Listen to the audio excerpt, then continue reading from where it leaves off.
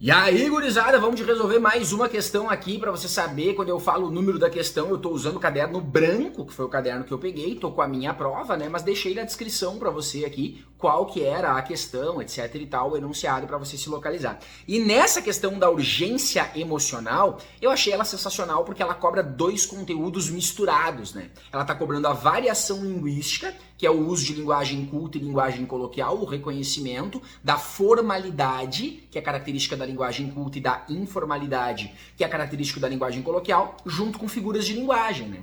Metáfora, que é o jeito que cai figuras de linguagem no Enem. Cansei de falar aqui, tem vídeo também neste canal mostrando o padrão de cobrança da metáfora para dizer que o Enem não vai pedir. Em qual verso tem uma metáfora? Não é isso que importa para ele. É com que intenção se usa uma metáfora.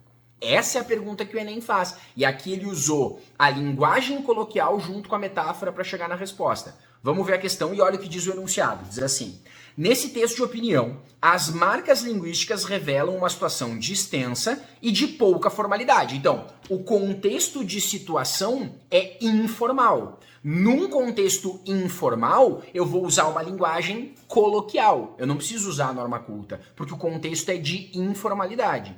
Nesse momento diz, o que se evidencia pela. Então, a pergunta não é o que está certo de acordo com esse texto. A pergunta é, o que é nesse texto que evidencia a linguagem coloquial? O que faz eu ver que ele está usando uma linguagem coloquial? E aí, tu nem precisava ir para o texto. Tu poderia ter ido só para as alternativas. O que tem nas alternativas que é a linguagem coloquial? Letra A.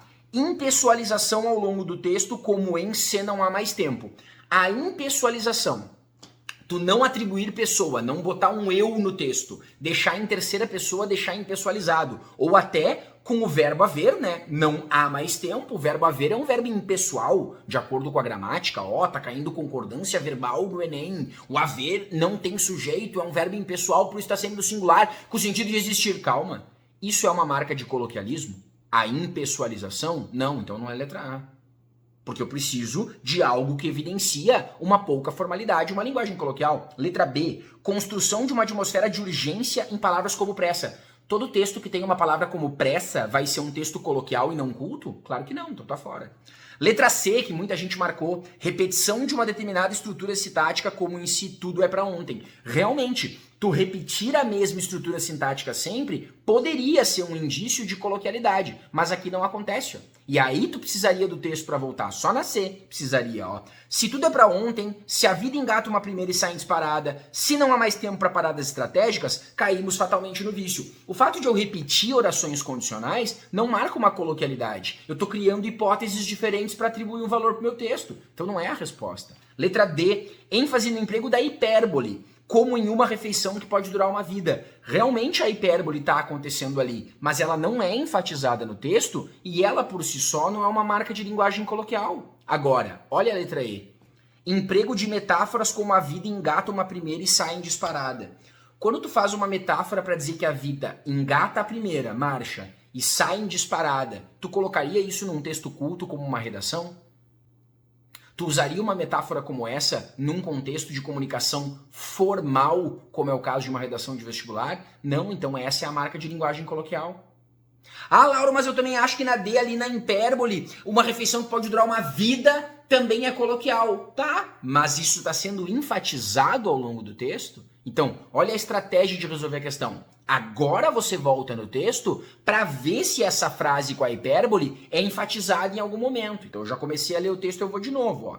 Se tudo é para ontem, se a vida engata uma primeira e sai em disparada, não há mais tempo para paradas estratégicas, caímos facilmente no vício de querer que os amores sejam igualmente resolvidos num ânimo de segundo, temos pressa para ouvir eu te amo, não vemos a hora de que fiquemos estabelecidas as regras de convívio, somos namorados, ficantes, casados, amantes, urgência emocional, nada aí. Uma cilada, associamos diversas palavras ao amor, paixão, romance, sexo, adrenalina, palpitação. Esquecemos, no entanto, da palavra que viabiliza esse sentimento, paciência. Amor sem paciência não vinga, amor não pode ser mastigado e engolido. Olha a outra metáfora, né?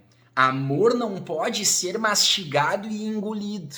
Eu estou criando outra metáfora, que aí sim, ó, a letra E diz emprego de metáforas como em, então tem outras metáforas no texto que marcam uma coloquialidade, marcam uma situação informal, de pouca formalidade. O amor ser mastigado e engolido, com fome desesperada e uma refeição que pode durar uma vida. É claro que a metáfora se destaca muito mais do que o finalzinho pode durar uma vida, que é uma hipérbole.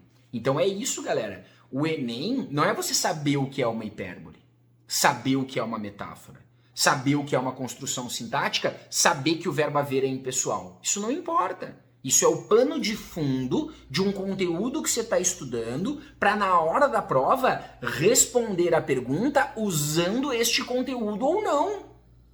É isso. Se você estudar para o Enem memorizando coisa e vomitando na prova, não vai dar certo. Então a resposta é a letra E. Por quê? Porque além de ser verdadeira, ela é a única que responde o enunciado. É verdadeira a letra A também. Existe uma impessoalização ao longo do texto, mas ela não responde a pergunta.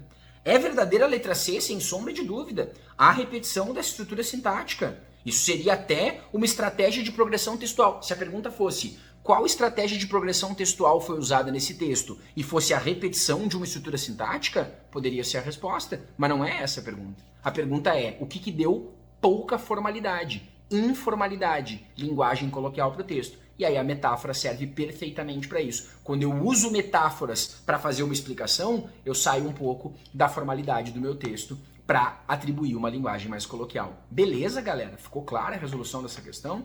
É isso. A gente vai a cada ano vendo cada questão que cai, que o padrão do Enem sempre se repete. E se você estudar para a prova de linguagens com base nesses padrões, você tem tudo para fazer uma excelente prova. Valeu?